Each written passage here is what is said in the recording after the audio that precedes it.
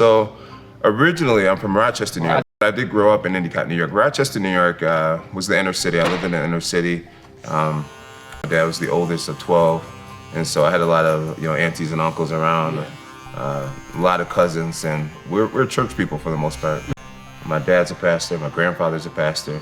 So I grew up real heavy in the church, but I also grew up in the hood, so I was used to seeing violence at a young age and death in the family due to violence at a young age and things like that.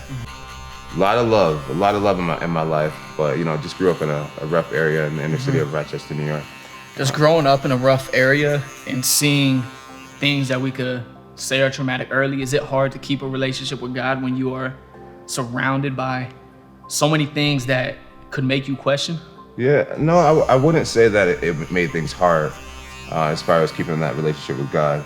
If anything, it strengthened my relationship with God because I always viewed God as a protector, as my protector, as my family's protector. As there were so many, violent and negative things between the drugs and the violence, as there was so much of that around us, it just made me see where I didn't want to go, what I didn't want to be a part of, and what I wanted to be protected from.